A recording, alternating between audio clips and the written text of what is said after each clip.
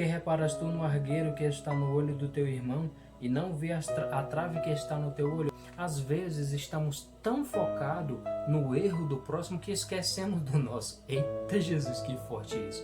Onde cobiache de caço e teco aminar. Ó.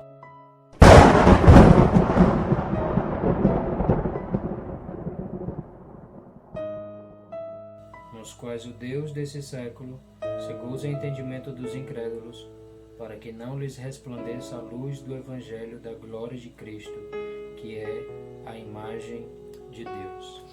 Hoje vamos falar sobre o seguinte tema: cegos espirituais. Vejamos o que fala em 1 João, capítulo 2, a partir do versículo 8 até o 11. Outra vez vos escrevo um mandamento novo, que é verdadeiro nele e em vós, porque vão passando as trevas e já a verdadeira luz ilumina. Aquele que diz que está na luz e aborrece a seu irmão, até agora está em trevas. Aquele que ama seu irmão está na luz, e nele não há tropeço. Mas aquele que aborrece a seu irmão está em trevas e anda em trevas, e não sabe para onde deva ir, porque as trevas lhe cegaram os olhos. Glória a Deus, aleluia. Como vimos anteriormente em 2 Coríntios, que o Deus desse século cegou o entendimento dos homens para que não lhes resplandeça a luz do Evangelho. Aqui vemos claramente dois exemplos, né? Veio agora isso, bem fresquinho. Glória a Deus, aleluia, né? Vemos aqui dois exemplos, né? O exemplo de 2 Coríntios, o Deus desse século ali se referindo a Satanás. Deus com D minúsculo se referindo aos principados e potestades, né, que andam rodeando e passeando pela terra. Estes que cegaram o entendimento dos homens para que não lhes resplandeçam a luz do Evangelho, a luz da Palavra de Deus. E agora vê bem fresquinho o maná do céu. Segundo João, aqui outro exemplo, aquele que diz que está na luz. Aqui a gente vê claramente que se trata de pessoas que diz que são evangélicos, que são servos de Deus, que servem ao Senhor. Por isso ele fala assim: aquele que diz que está na luz, ou seja, nós somos a luz do mundo. Jesus diz que nós somos a luz para este mundo e sal dessa terra. Então aqui João está falando acerca desses. Aquele que diz que está na luz, né? Ou seja, aquele que diz que segue Jesus, que ama Jesus, que serve o Cristo e aborrece a seu irmão, até agora está em trevas. Mas aquele que aborrece a seu irmão está em trevas e anda em trevas, e não sabe para onde deva ir, porque as trevas lhe cegaram os olhos. Então aqui vemos dois exemplos. O exemplo das pessoas do mundo, né, que não lhes resplandece a luz do Evangelho. As pessoas vê que estão erradas e mesmo assim não procuram se corrigir, não procuram se consertar. E vemos aqui o exemplo das pessoas que estão, né, dentro das igrejas, da congregação, e mesmo assim ainda são cegos, porque aborrecem o seu irmão. Aqui não está falando do próximo, está falando a respeito do seu irmão, né, dos nossos irmãos em Cristo Jesus. Durante um longo período da minha vida, eu andei cego. Alguns ainda acreditavam que talvez fosse possível que eu mudasse. Outros já afirmavam de que, para mim, não tinha mais jeito. Um dia tive um encontro com aquele que nunca desistiu de mim. Ele me contou tudo o que ele fez por amor de mim, falando em uma das passagens que é muito conhecida entre nós, onde diz: porque Deus amou o mundo de tal maneira que deu o seu único Filho, para que todo aquele que nele crê não pereça, mas tenha a vida eterna. Passei um longo período da minha vida sendo um cego espiritual, né? Não se atentando para as coisas de Deus, né? Vivendo conforme as concupiscências desse mundo, né? E sem o desejo, né, de servir a Deus. Algumas das pessoas que tentavam se aproximar de nós para evangelizar quando éramos adolescentes, né, a semente que o inimigo tinha plantado na nossa mente era de que ainda éramos muito novos, né, de que cristão, crente era coisa para velho, né, coisa de que para quem não tem mais o que fazer e vai para a igreja, né. Então isso foi a semente que ficou plantada na nossa cabeça, e infelizmente até hoje vemos muitos jovens com esse pensamento, né, com essa semente maligna em sua mente, né, onde eu pensava assim: não, ainda sou muito novo, ainda sou muito jovem, deixa eu aproveitar mais a minha vida, deixa eu curtir mais, deixa eu viver mais. Então era isso que vinha em minha mente, até que um dia eu entendi essa mensagem, né, que Deus amou o mundo de tal maneira que deu o seu único filho, por amor de mim, por amor de você, por amor de todos nós, por amor de todo aquele que nele crê, para não perecer, né? Não perecer na prostituição, não perecer nos vícios, não perecer nas drogas. Você só perece se você quiser. Deus, ele enviou o seu único filho para que todo aquele que nele crê não pereça. E aqui já vem uma observação: para todo aquele que nele crê, não pereça. Primeiramente temos que crer, né? Temos que crer. Sem fé é impossível agradar a Deus. Então temos que crer, né? E ele nos ajuda, né, a não perecermos, né? Não perecermos, né, em nossos pecados. Nenhuma condenação há para aquele que está em Cristo Jesus. E muitas das vezes, cego espiritualmente, quando vinha ao meu coração de querer ir para a igreja, Satanás colocava várias setas malignas em minha mente e em meu coração, dizendo o seguinte: tudo que tu fez não tem perdão, né? Tudo que tu fez não tem perdão, os teus erros, as tuas falhas. E eu ficava pensando muito nisso. As dívidas, né? As dívidas, ficava pensando tudo aquilo que o diabo colocava na minha mente antes de aceitar Jesus, vinha em minha mente, e eu ficava pensando muito, passei um longo período pensando sobre isso. Nossa, se eu aceitar Jesus, como é que vai ser a minha vida quando eu aceitar Jesus, né? Jesus vai me perdoar mesmo? E as coisas que eu tenho, as pendências, né? Não conhecer a palavra de Deus. Então, quando a gente não conhece a palavra de Deus, esse tipo de influência maligna realmente nos atinge. Mas quando você conhece a palavra de Deus, se cumpre o que Jesus falou: e conhecereis a verdade, e a verdade vos libertará. Quando eu entendi isso, quando eu comecei a ler, quando eu tomei para si esta passagem, eu comecei a ler, comecei a meditar nas Escrituras e descobri diversas passagens onde nenhuma condenação há para aqueles que estão em Cristo Jesus. O que passou, passou. Paulo fala acerca disso: aquele que furtava, não furte mais; aquele que mentia, não minta mais; aquele que fornicava, ou seja, aquele que fazia tudo o que fazia quando estava no mundo, não faça mais. E aqui no próprio capítulo 2 de João, de 1 João, fala o seguinte: meus filhinhos, estas coisas vos escrevo para que não pequeis. Outra coisa que ficava muito em minha mente quando eu estava cego espiritualmente era acerca disso, né? Você vai estar dentro da igreja e você vai continuar pecando, você vai continuar errando. Vinha muito isso: nossa, é mesmo, eu vou estar dentro da igreja dessa forma. Ficava muito isso na minha mente, no meu coração, e eu ficava pensando: nossa, eu vou para a igreja dessa forma. Só que quando você entrega a sua vida para Jesus, verdadeiramente tudo muda. Quando você decide dar o passo de aceitar Jesus, de crer em Jesus, de servir a Jesus, muda tudo. O que era velho se faz novo. Eis que tudo novo se fez, né? As coisas velhas se passaram, né? Então, você que se porventura se encontra nessa situação de que tem medo: não, eu quero resolver primeiro as minhas coisas que eu tenho, né, no mundo, para resolver e depois aceitar Jesus. Eu te dou esta orientação de que você não faça assim. Inverta essa situação. Primeiro aceite Jesus, entregue na mão dele todas essas situações que ele sim vai resolver. Então, acerca desses pensamentos, lendo a palavra de Deus, procurando conhecer mais a verdade da palavra de Deus, de Gênesis e Apocalipse, veio mais esta passagem em 1 João. Se dissermos que não temos pecado, enganamos-nos a nós mesmos e não há verdade em nós, né? Então a gente não pode dizer que não somos pecadores. Paulo nos alerta acerca disso, e ele diz que todos nós somos pecadores e destituídos fomos da glória de Deus. E João aqui fala que se dissermos que não temos pecado, enganamos-nos nós a nós mesmos e não há verdade em nós. Se confessarmos os nossos pecados, ele é fiel e justo para nos perdoar os pecados e nos purificar de toda a injustiça. Se dissermos que não pecamos, fazemo-lo mentiroso, e a sua palavra não está em nós. Meus filhinhos, estas coisas vos escrevo para que não pequeis. E se alguém pecar, temos um advogado para com o Pai, Jesus Cristo, o justo.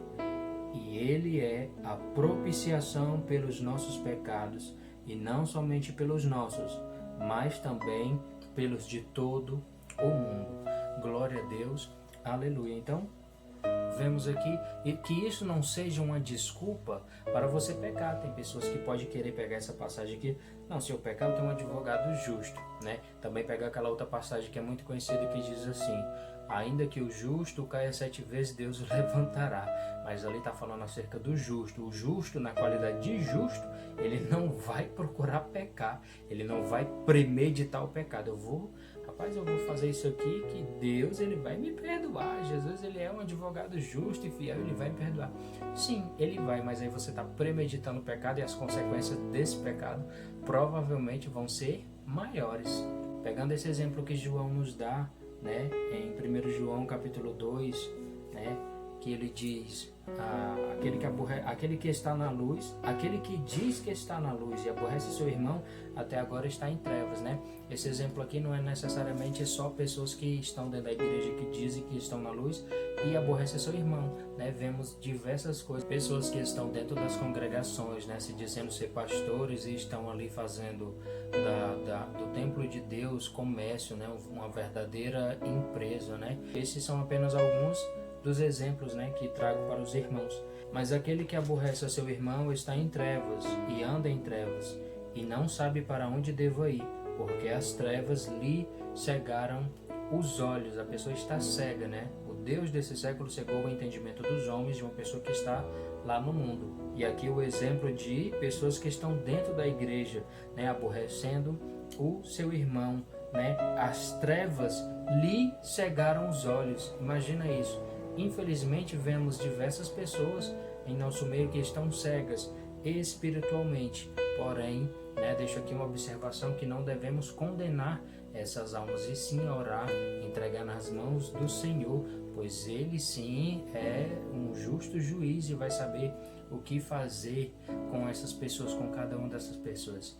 Pense o seguinte: um dia foi você, independente de você ter nascido do que chamamos berço evangélico, né, dentro de famílias evangélicas, já cresceram dentro de um berço evangélico ou ou aceitou Jesus depois, todos somos falhos. Como vimos anteriormente, se você se diz que não é pecador, você se acha já um semi-Jesus, você está se tornando um mentiroso. E Apocalipse fala que vai ficar de fora os mentirosos. Então tome cuidado com isso. Reconheça os seus erros, reconheça que somos falhos, né? Reconheça sim que somos pecadores. Se você duvidar, todos os dias pecamos, né? Seja através da nossa mente, de palavras, de atitudes. Mas como João fala aqui, se confessarmos os nossos pecados, ele é fiel e justo para perdoar os nossos pecados. Então temos que confessar para Jesus, né? Senhor Jesus, eu errei, eu fiz isso, tenha misericórdia de mim, me ajuda a não errar mais, que não venhamos nos tornar cegos, né? Você talvez já esteve, né, na situação que eu, cego, o Deus desse século cegava o meu entendimento quando eu estava no mundo, e talvez você também esteja nessa situação de que está cego espiritualmente dentro da igreja. As trevas lhe cegaram os olhos dentro da igreja. Talvez você não aborreça seu irmão, mas você esteja cego dentro da igreja fazendo outra coisa, fornicando dentro da igreja e achando que vai para o céu sem se arrepender, né? Vivendo uma vida dupla, adulterando, seja lá qual for o seu pecado, né? Não se acomode, não esteja, né, nessa situação de uma pessoa cega pelas trevas, cega espiritualmente. Seja lá qual for o seu pecado, se arrependa, não caia no comodismo, né, de não se arrepender, né, de errar e achar que Deus está conformado, que Deus está aceitando o seu pecado, seja lá em qual condição você estiver, né? Se for pela condição de que acha que está sendo usado por Deus ou não, né? Posso dar o exemplo das duas situações, porque Jesus diz, né? Eu posso dar o exemplo dessas pessoas que estão cegas pelas trevas, achando que porque estão sendo usadas, vão subir para o céu de qualquer maneira, né? Sendo que Jesus diz, né, que muitos me dirão, né? Nem todo aquele que me diz Senhor, Senhor entrará no reino dos céus, né? Pessoas que fizeram sinais e maravilhas em nome de Jesus, naquele dia Jesus vai dizer, né? Apartai de mim, vós que praticais iniquidades. Esse é um exemplo de pessoas que estão cegas dentro da igreja. Em Mateus capítulo 7, vemos outro exemplo de pessoas que estão cegas espiritualmente. E por que reparas tu no argueiro que está no olho do teu irmão, e não vês a trave que está no teu olho? Ou como dirás a teu irmão: deixa-me tirar o argueiro do teu olho, estando uma trave no teu olho? Hipócrita, tira primeiro a trave do teu olho, e então cuidarás em tirar o argueiro do olho do teu irmão. Eu vou dar o exemplo de uma situação onde eu não vou citar nomes, que aconteceu e vem acontecendo, né? E eu creio que para a honra e glória do Senhor Jesus, esse laço maligno vai ser desfeito. Uma pessoa tem um cachorro, pega essa situação. A outra pessoa é uma pessoa que eu posso dizer que não liga muito, né, para a sua higiene pessoal e para a limpeza, né, e cuidados do lar. Tá, então vemos aqui dois exemplos de pessoas, né, que não são perfeitas, né? Não são perfeitas. Nenhum de nós é perfeito. Perfeito só Jesus. Perfeito só Jesus. Só Ele é santo. Só Ele é digno de toda honra, toda glória, todo louvor. Só Ele é santo. Só Jesus é santo. Tire isso da sua cabeça de que você é perfeito. Você não é perfeito. Continuando, né? A pessoa que tem o cachorro, né, por diversas vezes soltava, né, solta ainda o seu cachorro para fazer as necessidades, né, onde moramos, né. Aqui é como se não é um prédio, né, um prédio gigante, é como se fosse um prédiozinho pequeno de 2, 3 andares, né. Então essa pessoa, ela solta, né, o seu cachorro para fazer suas necessidades, né, seja onde ele sentir vontade de fazer, no corredor, na porta dos vizinhos, seja onde ele tiver vontade de fazer. Enfim, a outra pessoa não liga muito, né, para a sua higiene pessoal, porque a gente sente, né, o cheiro forte, né, e não se atenta muito na limpeza do lar. É uma pessoa que mora só. Vejamos que são duas pessoas diferentes, duas pessoas imperfeitas, duas situações totalmente diferentes. Então acontece o seguinte: ele, né, questionou com nós a respeito do cachorro, né, uma vez falando a respeito do cachorro, porque esta mulher foi reclamar com a dona do prédio a respeito da sujeira, né, da sujeira dele, dessa pessoa, e do mau cheiro, do odor, né, sendo que essa pessoa também não é perfeita, né? Essa pessoa também não é perfeita, solta o cachorro, né, para fazer as suas necessidades, sendo que aqui é um local para passar pessoas e não para o cachorro fazer necessidade. Então veja que são dois exemplos de situações de duas pessoas imperfeitas, um falando do outro. E lendo essa passagem aqui, eu entendi claramente isso quando Jesus falou isso daqui. Só que aqui Jesus está falando a respeito do teu irmão, né? No caso desta situação que eu acabei de contar para vocês, se trata do próximo, né? Que temos que amar o nosso próximo, e a palavra de Deus diz: seguir a paz com todos, e não somente com o teu irmão, mas com todos. Então aqui quando Jesus fala aqui: porque reparas tu no argueiro que está no olho do teu irmão, e não vê a trave que está no teu olho? Eu posso tirar só a questão aqui de irmão para o teu próximo. Às vezes estamos tão focados no erro do próximo que esquecemos do nosso. Eita Jesus, que forte isso! Às vezes estamos tão focados nos defeitos do próximo que esquecemos do nosso. Se passássemos mais tempo, né, procurando tirar aqui a trave, né, que está no nosso olho, como Jesus diz: ou como dirás a teu irmão, deixa-me tirar o argueiro que está no teu olho, estando uma trave no teu? Hipócrita, tira primeiro a trave do teu olho, e então cuidarás em tirar o argueiro do olho do teu irmão, né? Eu peço desculpa aos irmãos, né, por conta do barulho que está acontecendo de moto, carro passando, cachorro latindo, mas infelizmente eu não tenho como, né, calar a boca dos animais que estão lá fora, né? Então peço perdão por isso, né? Hipócrita, tira primeiro a trave do teu olho, e então cuidarás em tirar o argueiro do olho do teu irmão. Então, se a gente passasse mais tempo, né, preocupado em tirar a trave do nosso olho, porque como a gente já viu aqui, se você diz que você não tem pecado, você está mentindo, meu irmão. Que Jesus tenha misericórdia da sua vida. Para com isso de querer que as pessoas sejam perfeitas.